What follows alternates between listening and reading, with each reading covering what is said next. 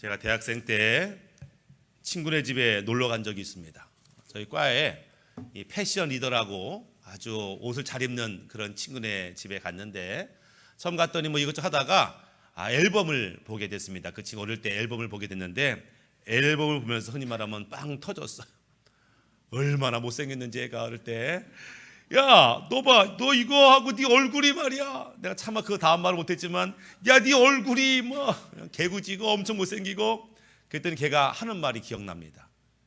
야, 너는 너의 부모님이 감사해야 돼. 내가 네 얼굴이면 평생 효도하며 살겠다. 이러는 거예요. 제가 그때 거울을 보고서 맞아, 평생 효도하며 살아야 되겠다. 이런 생각을 했습니다. 여기 보니까 우리 교회는 평생 효도할 분들이 많아. 어떤 분 그러더라고. 예수사랑마을교회는 얼굴로 등록시킨다고 이런 말이 있는데 이거 사실 아닙니다. 받다 보니까 다 미남 미녀들만 오신 것이 기준이 그런 건 아닌데 다 얼굴 보시면 감사할 것은 이 정도의 얼굴을 만들려면 강남에 가서도 한 1억은 들어야 되는데 여러분들 뭐 그냥 부모님한테 1억 받고 태어났다 이렇게 생각하시고 늘 평생 감사하시면 좋겠습니다. 전에 아는 집사님이 큰 회사에서 면접관으로 일하시는데 그분이 그러더라고요. 아무리 잘생기고 아무리 예뻐도요 그거보다 더 중요한 게 있대. 그게 뭐냐면 인상이라고 하는 거예요. 인상. 아무리 예뻐도 자기밖에 모르고 부정적 말하고 욕하고 이러면요 그 예쁜 얼굴이 싹 사라진대요. 근데 그렇게 미남 미녀가 아닌데 얼마나 센스가 있는지 유머가 있는지 얼마나 착한지 아주 매력적으로 그 모습이 바뀌면서 어떤 면에서는 그냥 겉으로 드러나는 얼굴보다 심성이라고 할까요? 그 인상, 그 표정이 아주 그만큼 중요하다 이런 얘기를 들으면서 혹여라도 우리 가운데 나는 좀 부족하다 이러시면은 인상을, 표정을 통해서 우리가 또 자기를 어필할 수 있겠지요. 얼마 전 TV에 그런 게 나왔습니다. 이 발레를 가르치는 선생님인데 이 선생님이 뭐라고 하면 이렇게 말해요. 발레의 끝이 뭔지 아십니까? 발레 끝. 막 어려운 동작을 하고 예쁜 그 발레의 끝은 표정입니다. 이렇게 말해요. 표정이 없는 발레는요 스포츠입니다. 스포츠. 어려운 동작, 힘든 동작 견뎌야 되고 참아야 되고 근데 그 아름다운 표정 하나가 예술로 승화시킵니다 하면서 발레의 완성은 표정이다. 그만큼 이제 표정이 중요하죠. 뭐 발레리나만 표정이 중요한 것이 아니라 아나운서도 배우들도 표정을 잘 관리해야 됩니다. 얼굴. 우리가 뜻풀이 하면 얼은 영혼이라는 뜻입니다. 얼이 있어. 굴, 모양이라는 뜻이죠. 얼굴은 내 영혼의 모양이다. 그래서 얼굴을 통해서 그 사람의 영혼의 상태를 우리가 파악할 수 있다. 이렇게 표현합니다. 얼굴이 안 좋아. 그럼 뭔가 마음 상태가 안 좋은 것이죠. 그렇게 본다면 누가 얼굴빛이 가장 좋을까요? 그의 심령이 깨끗하고 그의 마음이 정결한 사람이 그 얼굴빛이 가장 좋겠죠. 그렇다면 주님 만나 우리 영혼이 깨끗하게 되고 주님의 영혼으로 우리가 회복된 우리야말로 얼굴빛이 가장 좋아야 되고 가장 얼굴이 환히 빛나야 되는 것이 맞다라고 하는 것입니다. 그래서 성경에는 그렇게 하나님의 백성들에게는 얼굴에 빛이 난다. 왜요? 예수님이 우리 안에 있고 예수 생명이 우리 안에 있으니까 빛이 나는 것은 당연하다. 요한복음 오늘 본문의 말씀 8장 12절 예수께서 또 말씀하여 이르시되 나는 세상의 빛이니 나를 따르는 자는 어둠에 다니지 아니하고 생명의 빛을 얻으리라. 생명의 빛을 얻었어요. 예수님의 빛이 있어요. 그러니 나도 모르게 얼굴에서 빛이 나는 거예요. 여러분의 얼굴에 남편의 아내가 얼굴에 빛이 나는 것은 잘생기기도 했지만 그 안에 예수 생명이 있기 때문에 빛으로 드러나는 것을 보게 됩니다. 미국 대통령 중에 유명하고 존경받는 대통령 하면 링컨 대통령을 이야기합니다. 우리들은 어릴 때부터 링컨 대통령의 어떤 믿음 좋았던 어떤 예화들을 많이 들었어요. 그런데 이제 당시에 링컨 대통령은 믿음에 대한 얘기보다 얼굴에 대한 얘기가 많았대. 못생겼다고. 저게 사람이야 말이야 이러면서 아마 링컨 대통령이 우리가 긍정적으로 바라보니까 멋있는데 아마 그 당시는 이렇게 잘생긴 얼굴이 아니었나 봐. 그러니까 얼굴 가지고 이 적들이 막 비아냥거리고 조롱하는 일이 많았다라고 하는 거예요. 한 번은 이제 전당대회를 통해서 연설할 기회가 있었는데 그분이 앞으로 딱 나왔대. 연설 시작하기 전에 저 군중 중에 한 명이 그렇게 말해. 당신은 두 얼굴을 가진 사람입니다. 위선자입니다. 막 소리치니까 분위기가 썰렁해졌어요. 안 좋아졌어요. 막 연설 시작해야 되는데 갑자기 말문이 막혔겠죠. 그때 하는 말이 이것입니다.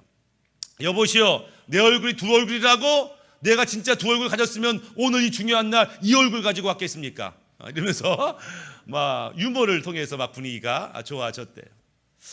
얼굴 공격을 많이 받았는데 그가 이 핸디캡, 열등감을 극복할 수 있었던 이유는 주님 때문이죠. 중요한 것은 얼굴, 이것이 아니라 그 마음이고 영혼이고 이것을 깨달았기 때문에 그 열등감을 극복할 수 있었고 그는 세상 앞에서 당당할 수 있었던 것들을 보게 됩니다. 얼굴빛 하면 떠오르는 사람이 바로 모세죠. 출애굽기 34장 29절에 모세가 그 증거의 두 판을 모세의 손에 들고 시내산에서 내려오니 그 산에서 내려올 때에 모세는 자기가 여호와와 말하였으므로 말미암아 얼굴 피부에 광채가 나나 깨닫지 못하였더라. 성경에서 모세 얼굴빛에 광채가 났다. 왜? 모세가요 하나님의 말씀을 받겠다고 시내산에 올라갔어요. 40일 동안 뭐 했냐면 하나님을 바라보며 그분이 말씀하시면 듣고 받아 적고 궁금하면 또 질문해서 또 응답받고 이런 시간을 40일 동안을 함께 했습니다. 모세가 산 위에서 한 것이라고는 그의 얼굴을 하나님께 돌려서, 그러니까 모세의 얼굴과 하나님의 얼굴이 마주보게 되는 거죠.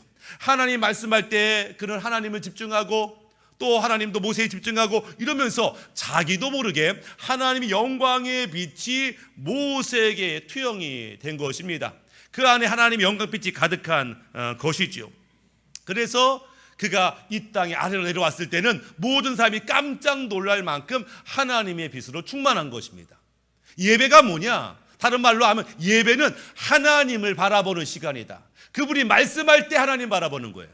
그분을 찬양하면서 그분을 바라보는 거예요. 기도하면서 주님께 집중하는 거예요. 그럼 나도 모르게 그분의 영광의 빛이 나를 덮어서 예배를 마치고 나면은 달라지는 거예요. 마음의 기쁨과 감사와 찬양이 넘쳐나는 그것이 예배의 축복이지요. 전에 이제 예배를 시작하려고 제가 시작을 딱 하는데 우리 집사님 부부가 딱 들어오셨어요. 딱 들어오는데 얼굴 딱 마주쳤는데 제 속으로 저 부부 싸웠구나. 그제 딱 한 몸에 얼굴표 느낄 수 있었는데 아니나 다를까 이렇게 오더니 또 헤어져서 이렇게 앉았습니다. 앉았어요. 그리고 이제 뭐 예배를 끝나고 왔는데 이분들이 예배 중에 뭐 해결을 했는지 은혜 받았는지 그냥 예배 끝나고 갈 것 같더니만 밥도 먹고 목자 모임도 하고 그러면서 이제 집에 가게 됐습니다. 내가 보지는 못했지만 이분들이 차에 탔어요. 자기 차에 탔겠죠. 그러면서 아내가 이렇게 말하지는 않을 겁니다. 여보, 우리 아까 어디까지 싸웠지? 이어서 싸워야지. 이렇게 말하지는 않을 거예요. 아까 싸웠지만 여보 미안해, 내가 본래 그런 마음이 아니었는데 그냥 튀어나왔어, 내가 잘못했어요, 미안해요. 그러면 남편도 나도 뭐 잘한 거 없지 뭐 사랑해 아마 이러겠지요. 그때 그 대화를 누가 듣고 있냐? 차 뒤에 아이들이 듣고 있는 거예요. 아이들이 있는 건데 엄마 아빠가 지금 막 교회 갈 때부터 싸우는 거야. 교회 가네 마네 하고서 왔단 말이야. 불편해, 애들 게임한다고. 교회 가기 싫어 이렇게 하겠지. 근데 엄마 아빠가 씩씩거리면서 먼저 가고 따라가고 갔는데 갑자기 어떻게 예배 드렸는지 몰라도 엄마 아빠가 딱 타면서 미안해요, 사랑해요 이러니까 애들이 게임을 다 알아. 뭐가 좋은 일 있나? 풀어진 거죠. 예배를 드렸는데 관계가 회복됐어요. 예배 드렸더니 분위기가 달라졌어요. 예배를 드리니까 변화가 있구나. 어떤 예배 드리면 그러는 거야? 나도 그 예배를 삼아야 되겠다. 자기도 모르게 그런 의식들을 갖게 된다라고 하는 것입니다. 예배의 축복이 그거예요. 하나님을 바라봄으로 말미암아 그분의 것이 나에게 묻어남으로 예배를 끝날 때 나는 주님을 더 닮은 모습으로 집에 갈 수 있는 것, 그것이 우리가 사모해야 될 예배의 축복인 것을 보게 됩니다. 우리가 때때로 하나님과 우리의 관계를 해와 달로 비교할 때가 있어요. 해는요 발광체야. 그 안에 불이 있어, 빛이 있어. 해는 어느 곳에 있든지 빛을 내. 많은 사람들이 이 태양빛의 혜택을 받죠. 달은요 빛이 아니에요. 달은 발광체가 아니야. 달은 그냥 시꺼먼 돌덩이에요. 그런데 내가 빛을 발하네. 자기 안에 빛이 없는데 빛을 발해. 왜? 태양빛을 반사하기 때문에. 그래서 태양을 발광체, 달을 반사체, 이렇게 이제 우리가 부르는 것들을 보게 되죠. 분명히 빛이 아닌데 우리는 달을 보면서 와, 밝은 달, 저 달빛에 일을 하고 달빛의 길을 걷고 그 달빛의 혜택을 누려요. 사실 쟤는 빛이 아닌데 빛의 역할을 감당해요. 그게 바로 우리라는 거예요.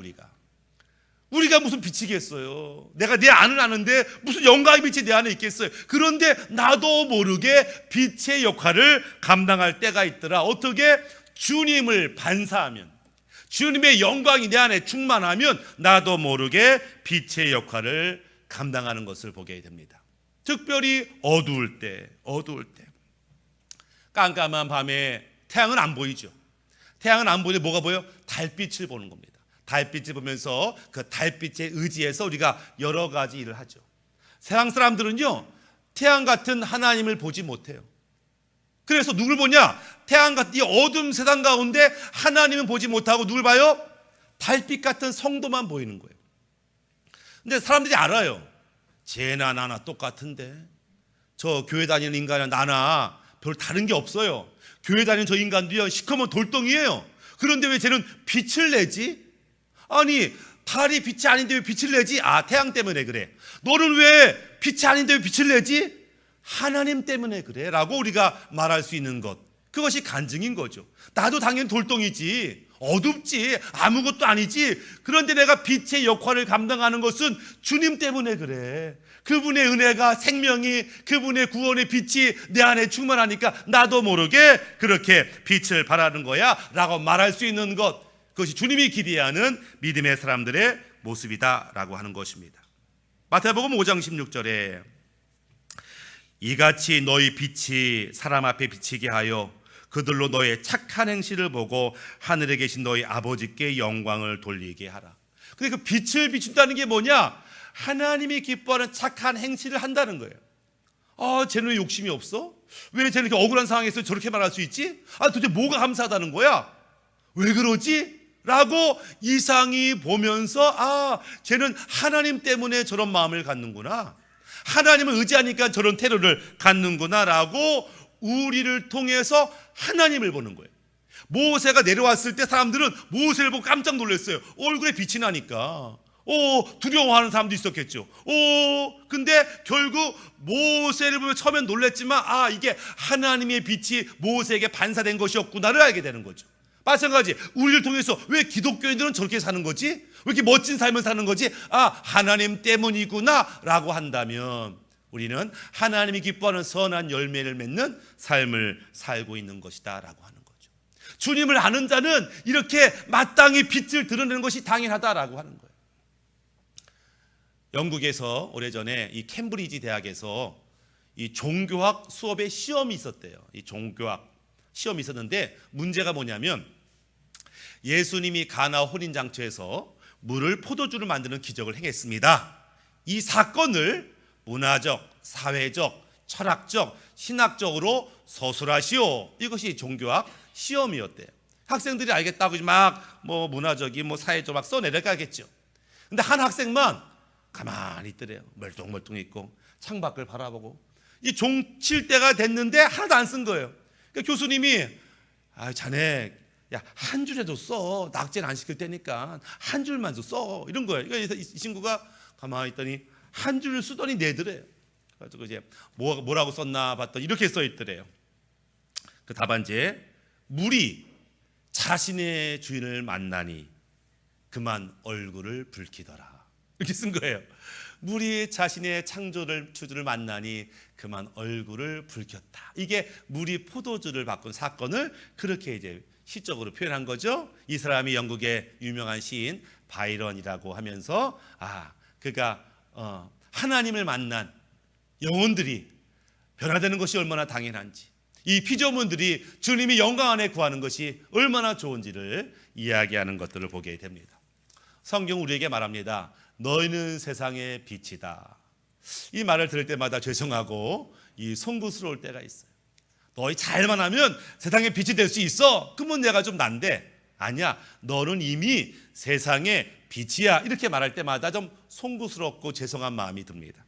마태복음 5장 14절부터 보면 너희는 세상의 빛이라. 산 위에 있는 동네가 숨겨지지 못할 것이요 사람이 등불을 켜서 말 아래에 두지 아니하고 등경 위에 두나니 이러므로 집안 모든 사람에게 비치느니라. 이같이 너희 빛이 사람 앞에 비치게 하여 그들로 너희 착한 행실을 보고 하늘에 계신 너희 아버지께 영광을 돌리게 하라.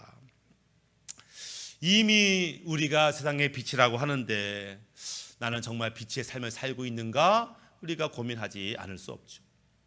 가끔 어떤 분을 봅니다. 성도, 집사님을 보죠.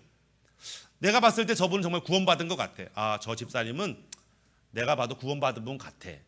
구원받았다라고 하는 것은 내가 인정하지만 저분이 세상에서 지금 빛의 삶을 살고 있는가? 라고 물으면 제가 확신이 없어요. 구원받은 건 만든 것 같은데 세상에서 빛인가? 이건 잘 모르겠어요. 그분 안에 있는 어떤 못된 습관들, 부정적인 언어들, 태도들, 이기심 이런 것들을 세상 사람들이 빛이라고 인정하지 않을 것 같아요. 너나 나나 똑같구만 이렇게 보지 그런 세상에 빛으로 삶을 살고 있지 못하다. 왜 저분은 분명히 예수님께서 빛이라고 말씀했는데 빛의 삶을 살지 못할까를 고모니 이제 생각해 보면은 이런 거죠. 아, 저분 안에 그 죄악이 빛을 가로막고 있구나. 저분 안에 그 고집이, 이기심이, 욕심이 하나님의 빛을 차단하고 있구나. 저분의 이 부정적인 언어가 하나님의 빛을 막고 있구나. 이런 생각을 하게 됩니다. 겨울 때마다 경험하는 현상 중에 하나가 눈이 막 내려요. 그래도 밤에 운전할 때가 있죠. 눈 많이 내리네. 빨리 가야 되겠다 하고 가는데 앞이 깜깜한 거예요. 불을 켜도 깜깜한 거예요. 어이구, 전조등이 깨졌나 보다. 나갔나 보다. 내려서 보면은 불이 있어. 불이 켜져 있어. 근데 깜깜해. 왜? 눈이 덮여 있어요. 눈이 덮여 있으니까 빛이 밖으로 못 나가. 그래서 전조등을 이렇게 대충 청소하면 빛이 환하게 비치죠. 빛이 없는 게 아니에요. 빛이 원래 있는데 이게 덮이면 막히면 빛의 역할을 감당하지 못해요. 우리가 그래요. 우리 안에 분명 빛이 있어요. 주님이 말씀하셨어요. 너는 세상의 빛이라. 근데 빛의 역할을 감당하지 못하는 이유는 이 빛이 밖으로 나가지 못하도록 막는 게 있어요. 그게 뭐가? 우리의 죄가, 우리의 욕심이, 욕망이, 우리의 고집이, 부정적인 생각과 언어가 빛을 밖으로 내보내지 못하고 있더라라고 하는 거예요. 정말로 빛의 역할을 감당하려면 어떻게 돼요? 회개해야 되죠. 씻어야 되죠. 닦아야 되죠. 끊어내야 되죠. 결단해야 되죠. 이런 과정을 통해서 우리는 세상에 빛의 삶을 살게 되는 거죠. 결국 내 욕심과 내 야망을 드러내는 것이 아니라 주님을 드러낼 때 우리는 빛의 사명을 감당하게 되는 거죠. 미켈란젤로라고 하는 유명한 작가가 있는데 그가 만든 것 중에 이 피에타라고 하는 작품이 있습니다. 예수님이 돌아가신 예수님을 그 엄마 마리아가 이렇게 안고서 슬픔에 젖어 있는 그런 이 작품을 피에타라고 불렀는데, 그러니까 오랫동안 이 작품을 만들었어요. 그리고 베드로 성당에다 이렇게 진열을 했습니다. 그러니까 사람들이 그 이제 교회를 가면서 그 동상을 보면서 와 멋지다, 이거 누가 만든 거야? 이렇게 이 사람들이 반응을 보였어요. 어떤 사람들은 뭐 미켈란젤로 했겠지라고 하는 사람도 있지만 대부분은 누가 만든 거야? 왜? 이름이 없는 거니까. 작품에 이름이 없어가지고. 그러니까 미켈란젤로가 많은 사람의 칭찬을 들으면서 안 되겠다, 내가 했다는 것을 드러내야 되겠다. 그래가지고 그날 밤에 몰래 들어가서 그 옷깃, 마리아의 옷깃에다가 미켈란젤로라고 하는 이제 자기 이름을 딱 이제 박아놓은 거죠. 그 사람이 누가 보더라도 이거 미켈란젤로가 만든 거구나, 내가 만들었다, 이게 자랑하고 싶은 거죠. 그렇게 작업을 마치고 집으로 돌아가는 길에 한밤중에 하늘을 보는데 하늘의 별이 얼마나 아름다운지, 뭐 지금처럼 뭐 가로등 있는 것도 아닐 테니까 새까만 하늘에 별들이 초롱초롱 꽉 찬 걸 보고 너무너무 예뻐서 감동받았어요. 그때 드는 생각이, 이렇게 엄청나게 아름다운 것을 만든 하나님이 그 끝에 메이드 인 하나님이라고 쓰지 않았는데 나는 뭐 대단하다고 꼭 내 이름을 이렇게 드러내는가, 갑자기 부끄러운 생각이 들더래요. 이제 내가 나의 잘난 재주를 드러내지 아니하고 주님만 드러내야지, 주님의 마음과 그분의 말씀만 드러내야지. 그러면 그때부터 미켈란젤로는 자기가 그림이든 작품이든 이름을 쓰지 않았대요. 그러니까 미켈란젤로는 그 작품에 이게 뭐 서명이 이제 없는 거죠. 자기를 드러내지 않겠다. 오직 주님만 드러내겠다라고 하는 것이 이 미켈란젤로의 마음이었다라고 하는 것을 보게 됩니다. 내가 드러내는 순간 내 안에 이 냄새라는 것만 드러나지 주님이 드러나지 않아요. 주님을 드러내려고 할 때 우리는 빛의 사명을 감당하게 되더라. 또 우리가 이 빛의 사명을 잘 감당하기 위해서 필요한 게 뭐냐면 주님과 동행하는 것이죠. 주님과 동행함으로 늘 주님으로 공급받는 것, 그것이 우리가 빛의 삶을 사는 비결인 것들을 보게 됩니다. 요한복음 8장 29절에 나를 보내신 이가 나와 함께 하시도다. 내가 항상 그가 기뻐한 일을 행함으로 나를 혼자 두니 아니하셨느니라. 늘 하나님 나와 함께 하시지만 특별히 내가 그분이 기뻐하는 일에 충성할 때 그분은 결코 우리를 떠나지 않으신다. 어느 순간 주님이 계신 거야 이게 안 느껴지지? 왜 그래요? 내가 주님이 기뻐한 일에 관심도 없고 주님이 맡긴 사명에 내가 집중하지 못함으로 말미암아 주님과 함께하지 못하는 성도들을 보게 되더라. 이 미켈란젤로가 하루는 이제 천장에다가 그림을 그렸습니다. 이 시스티나라고 하는 교회의 천장에다가 천지창조라고 하는 주제로 이 천장 엄청 큰 교회 성당에다 그림을 그리는데 이게 얼마나 오랜 작업이 걸렸냐면 4년이 걸렸어요. 여러분들 집에서 한번 도배 해본 적 있으세요? 도배, 천장 도배 해본 적 있어요? 1시간만 해도요 목이 결려가지고 목 디스크 생길 것 같아요. 근데 그거를 4년 동안 했어요. 그래서 혹자들은 미켈란젤로가 이때 목 디스크, 그러니까 이 미켈란젤로가 몸이 많이 안 좋았는데 아마 그때 영향이 클 것이다. 이렇게 4년 동안이나 이런 그림을 그렸으니 얼마나 힘들겠어요. 또 어느 날 이 그림의 모서리, 저 끝에 부분을 막 그리고 있는데 같이 하고 있던 동료가 아니 자네 뭘 그렇게 열심히 해? 그거 누가 본다고? 잘 보이지도 않잖아. 뭘 이렇게 열심히 대충 하지? 이렇게 말했더니 미켈란젤로 뭐라고 대답했냐면 무슨 말이야? 하나님이 하시고 내가 하는데 누가 알다니? 나와 함께 계신 하나님께서 내가 하나님의 영광을 드러내려고 지금 이 붓을 들고 있는데 누가 알다니? 나의 하나님이 알지. 누가 알다니? 내가 아는데. 이러면서 자기 역할에 충성하는 모습, 결국 자기의 이름을 드러내는 것이 아니라 주님을 드러내고 주님이 맡기신 이 사명을 귀하게 여겼기 때문에 그는 어떤 면에서 신경 안 써도 될 것 같은 그 일까지도 집중하고 최선을 다한 모습들을 보이게 되더라. 그것이 하나님과 늘 함께하는 삶, 그것이 바로 빛으로 사는 삶이라고 성경은 이야기합니다. 또 빛으로 산다는 게 뭐냐? 다른 말로 하면 예수님의 복음을 증거하는 삶, 그래서 어둠 가운데 있는 자들을 구원하여 천국으로 인도하는 삶이야말로 빛의 삶이죠.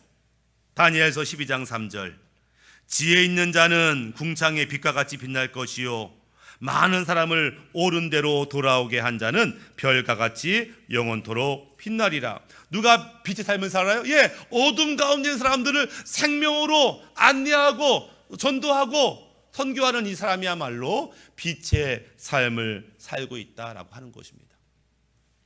아가서 말씀 중에 6장 10절 이런 말씀이 있습니다. 아침 빛같이 뚜렷하고 달같이 아름답고 해같이 맑고 깃발을 세운 군대같이 당당한 여자가 누구인가 이렇게 표현합니다. 이 아가서는 솔로몬이 자기의 연인 이 술라미 여인을 향해서 쓴 사랑의 편지라고 할 수 있지만 이 아가서가 성경에 들어온 이유는 영적인 의미 때문에 그래요. 이것은 하나님이 자기 백성, 하나님이 자기 교회한테 쓴 편지이기 때문에 이것이 성경으로 이제 기록되어 있는 것이죠. 그러면은 하나님 바라봤을 때 이 아름다운 여자가 누구냐? 교회입니다. 교회. 그 외국에 헬라어도 그렇고 러시아어도 그렇고 이 교회라고 하는 단어가 있잖아요. 이게 여성형을 가지고 있어요. 남성형, 여성형, 중성형 이런 게 있잖아요. 교회는 여성형입니다. 하나님은, 예수님은, 신랑 되신 예수님이 자기 신부로서 교회를 세우시고 이 교회를 바라볼 때 아주 당당한, 아주 빛나는 여인으로 표현하는 것을 보게 됩니다. 이 상황은 영적 상황이지. 영적 전쟁 중에 그 사명을 감당하는 교회가 얼마나 아름답게 빛나는지를 이야기하고 있더라. 많은 사람들을 옳은 대로 생명으로 구원하는 교회야말로 주님의 빛을 비추고 있다. 성경은 그렇게 표현하고 있는 것을 보게 됩니다. 말씀을 마무리하면 성경은 우리를 향하여 빛이라고 말해요. 제가 하는 말이 아니고 예수님께서 우리 모두를 향하여 너희는 빛이야, 이걸 알아야 돼. 너희는 나는 아무것도 쓸모없는 돌덩이에요, 나는 무지하고 무능한 자예요 라고 말하지 말고 나는 하나님의 빛이야 라고 말하라는 거예요. 그리고 이 빛을 드러내라는 거예요. 혹시 이 빛이 드러나지 못하게 막고 있는 죄가 있어요? 고집이 있어요? 부정적 감정이 있어요? 끊어내라는 거예요. 그래서 빛의 삶을 살라.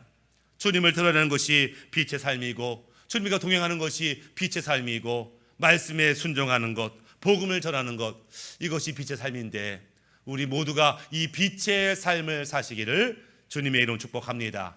아멘.